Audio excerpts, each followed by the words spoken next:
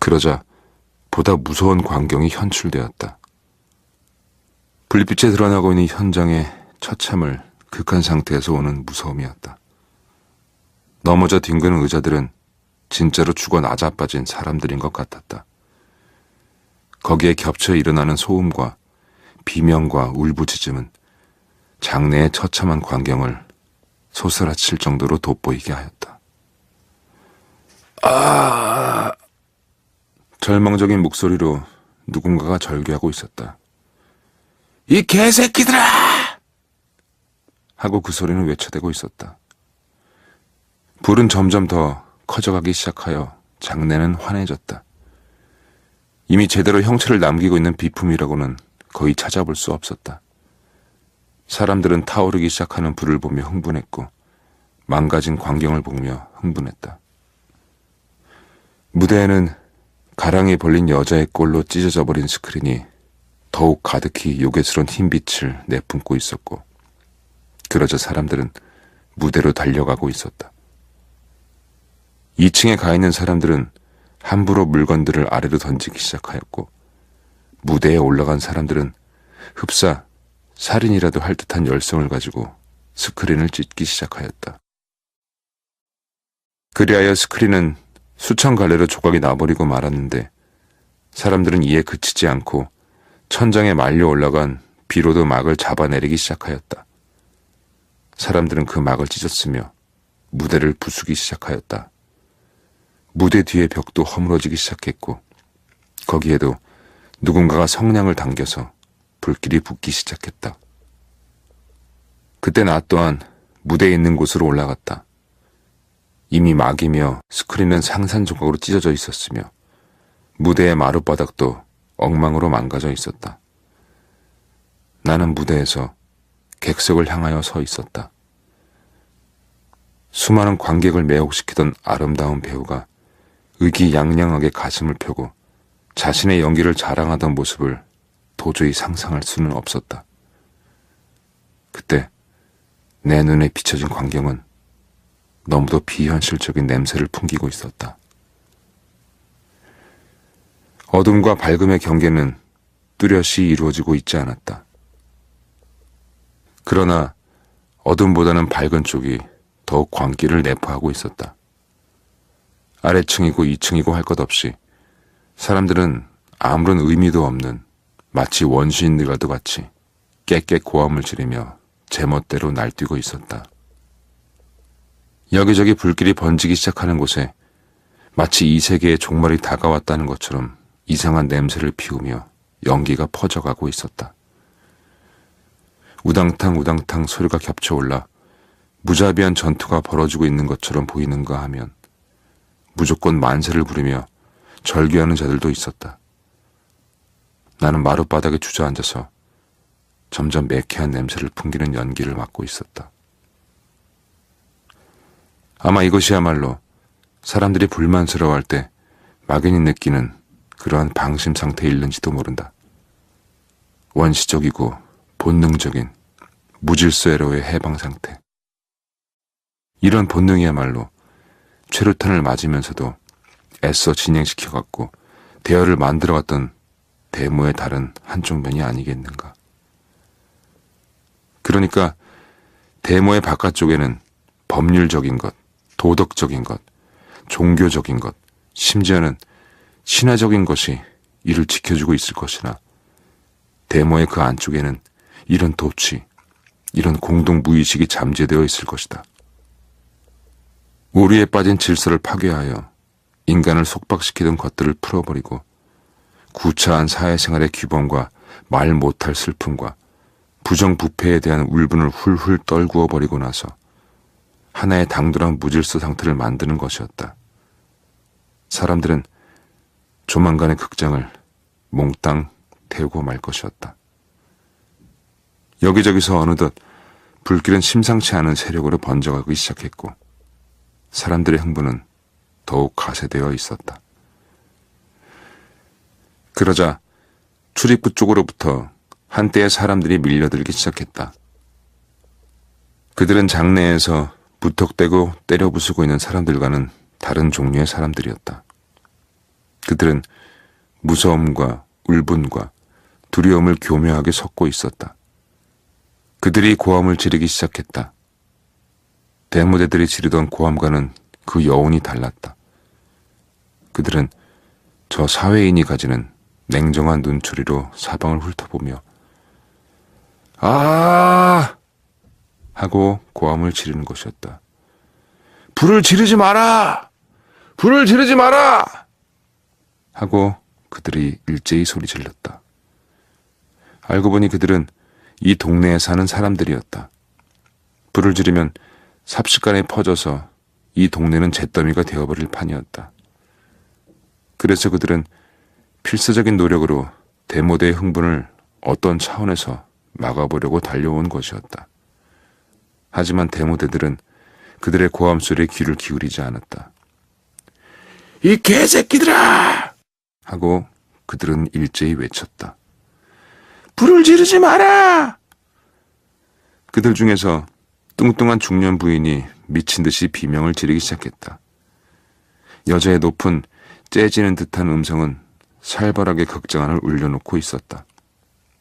그러다 그 여자는 그만 기절해버리고 말았다. 대모대들은 계속해서 불을 지르고 있는 중이었으며 파괴 행동은 또한 그대로 계속되고 있었다. 주민들은 참을 수 없다는 듯이 불이 번지기 시작하는 곳으로 달려붙었다. 성난 1위 때처럼 달려들어 불길을 짓밟았다. 거기에 약간의 충돌이 있었다. 대모대들은 어떤 본능적인 느낌으로 이들을 적수로 간주하여 달려들 태세를 취했다. 주민들 또한 필사적인 노력을 기울여 그들의 재산을 보호하려고 하였다. 그것은 마치 혼란의 세계를 맞이한 두 가지 계층의 사람 군을 나타내주고 있는 것 같았다. 불길이 어느 정도 잦아들기 시작하자 주민들은 일제히 합창하듯이 말하기 시작했다. 불을 지르지 마라! 그러면 이 동네가 타버린다! 그러나 주민들의 말은 아직 대모대에게는 설득력을 발휘하지 않고 있었다. 마치 그들은 주민들이 떠드는 소리 또한 부정선거 다시 하라는 따위의 구호처럼 듣고 있는 것 같았기 때문이었다. 갑자기 장내에는 전등불이 켜졌다. 누군가 스위치를 발견한 모양이었다. 순식간에 어둠은 물러나고 대낮과도 같이 환해졌다. 사람들은 놀라서 천정을 쳐다보고 주변을 둘러보았다. 사람들은 더욱 놀라버렸다. 그들은 과연 어느 곳에 서 있는 것일까? 그들은 극장 안에 있는 것인가? 아니면 해파리와 조개 껍질들이 잔뜩 깔린 바닷가에라도 와 있는 것인가? 사람들은 마치 그들의 흥분을 믿지 못해하는 것 같았다. 여러분! 하고 파자마 바람의 장년 사내가 말했다. 여러분! 불을 지르지 마시오! 그러면 이 동네가 불바다가 되어버린단 말이오! 그 사내의 말소리는 자세히 들린 것은 아니었다. 사람들은 비록 놀라서 정신을 차렸지만 다음 순간에 무의식적으로 다시 주변의 물건들을 때려 부수기 시작했던 것이었다. 그리고 그때 난 저 2층 영사실의 그림자가 얼른거리는 것을 보았다. 어떤 녀석들은 이 극장 안에 있을 물건들을 훔치기 위하여 광분하고 있는 것이었다. 나는 자신의 육체가 깨어진 텅 비어버린 무대 위에 포복하는 자세로 엎드려 있음을 문득 깨달았다. 나는 반만큼 일어나 앉으려다 말고 다시 엎드려져 있었다. 너덜거리는 막이며 찢어진 하얀 스크린은 주변에서 나를 감싸주고 있었다. 그것은 마치 내가 파괴된 극장의 무대에서 단독 주연 배우로서 어처구니 없는 연기라도 하고 있는 꼴이었다. 그것은 언젠가 읽은 적이 있는 2차 대전 때의 어떤 극장 광경을 상기시켜 주었다. 철저하게 파괴되어 버려서 거기다 피란을 가버리고만 텅 빈 도시에 남아있는 약간의 사람들은 이미 태반이 폭격을 맞아 파괴된 극장 안에서 관중이 없는 연극놀이를 하고 있는 것이었다. 사람들은 그러한 연극놀이라도 하지 않고서는 절망 가운데서 도리어 이겨낼 수 없었을 것이었다. 인간의 행동이라는 것은 왕왕 어떤 연극의 연기자에 비유되기는 하지만 극장 파괴라는 이 노름에 있어서 사람들이 가지고 있는 저 냉혹한 도취, 사회와 역사에 대해서 가지고 있는 왜곡된 광장, 또는 완성된 무질서 상태는 어떻게 제지를 받아야 할 것인가. 위정자들은 그들의 협소한 현실 감각에 의해서 고달픈 광범위한 현실을 이해하지 않았다. 사람들은 그들의 무의식의 영역에 위치하는 무거운 분노를 떨궈내지 않는 한 견딜 수 없었을 것이리라.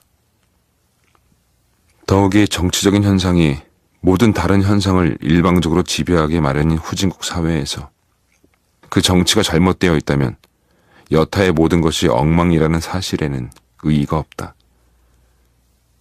사람들은 그 정치의 개선을 요구함으로써 그들이 갖고 있는 모든 부면의 개선을 요구할 권리를 가진 것처럼 생각하여 대물을 벌인 것이나 아닌가. 그 대물은 궁극적으로 퍼져나가 이와 같은 광란의 도치에까지 이른 것이 아니던가.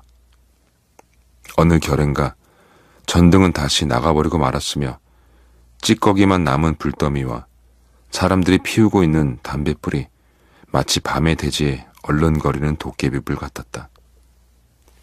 군인들이 달려오고 있다! 하고 그때 누군가가 말했다. 계엄사에 군인들이 오고 있다! 하고 누군가가 그 말을 받았다. 그러자 대모대들은 갑자기 정신이 번쩍 난 것 같았다. 이마추는 도망가버리고 없다! 라고 그들은 말하면서 퇴각하기 시작했다. 그것은 흡사 거대한 파도가 밀어닥쳤다가 밀려나가는 것과 흡사한 형국이었다. 사람들은 그들이 부순 의자며 방음벽을 왕그랭 땡그랭 차면서 나가버렸다. 파도는 거센 힘으로 밀려와 상륙하여 거칠은 흔적을 남긴 뒤에는 순식간에 깨끗이 물러가 버리고 마는 것이었다. 조금 더 시간이 지나니까 장내에는 나 혼자만이 남아 있었다. 갑자기 정적이 찾아왔다. 왁자지껄하던 소리는 차츰차츰 멀어지더니 아무 소리도 들리지 않게 되었다. 공기는 여태까지의 혼란스러웠던 회전에서 마치 죽음의 세계를 맞이한 듯이 흔들리지 않고 있었다. 하도 고요했으므로 나는 그 고요하다는 것을 믿지 못했다.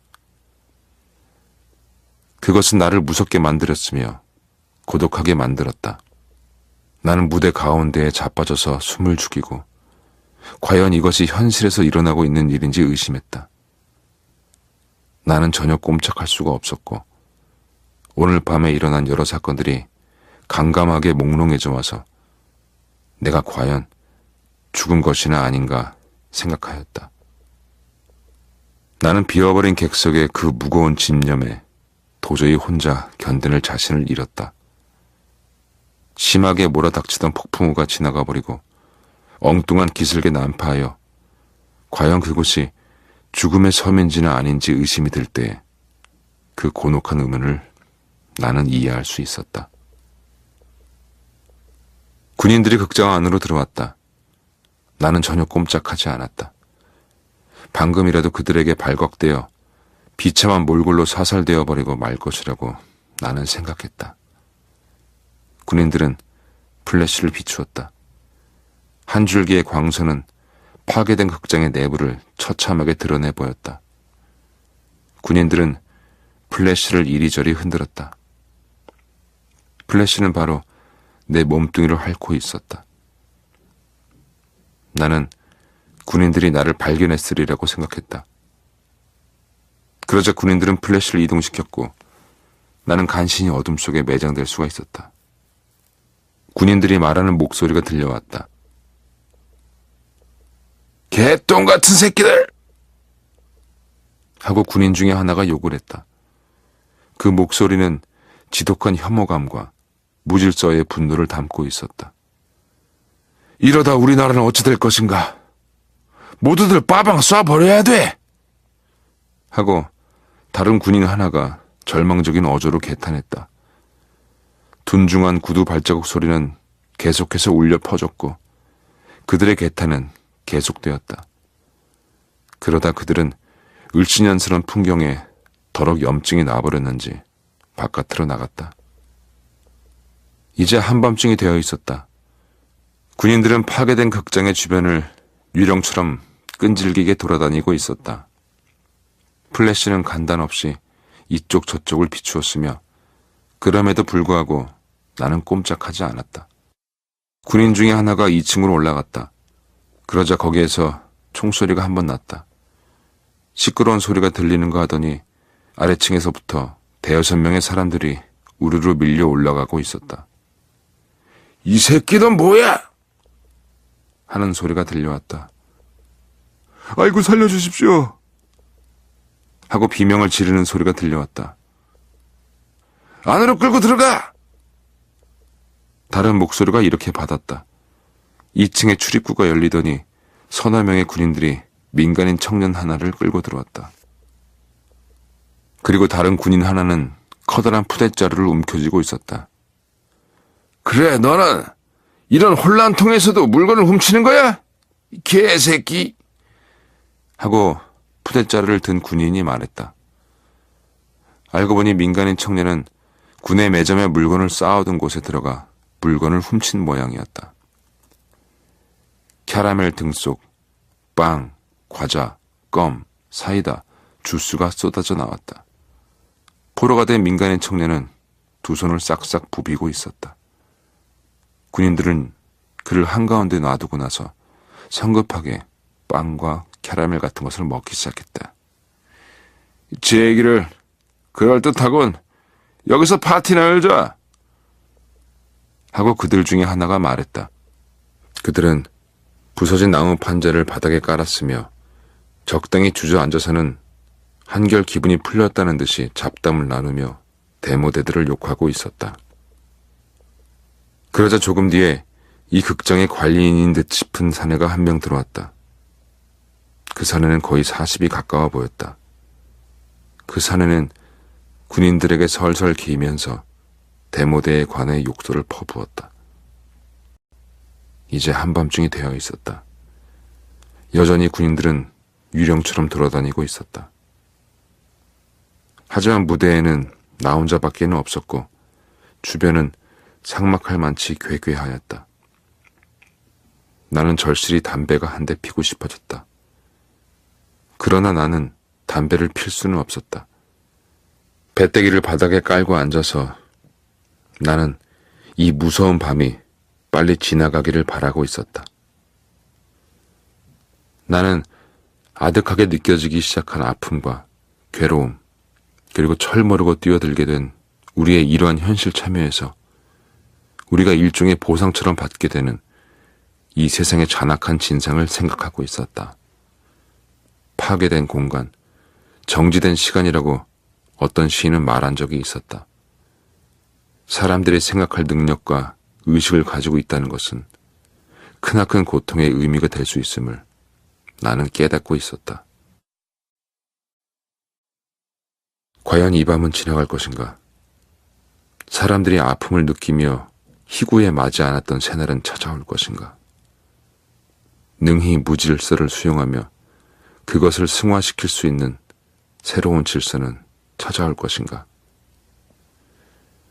희망을 말하는 자는 누구를 막론하고 도적놈들이다 라고 어떤 시인이 쓴 말은 과연 정확한 것인가? 1950년대의 사람들은 전쟁이라는 것을 통하여 잔악한 무질서를 익혔었다. 그리고 1960년대로 넘어가는 이 해에는 한국에 있어서 또 하나의 크나큰 변혁이 오고 있었다.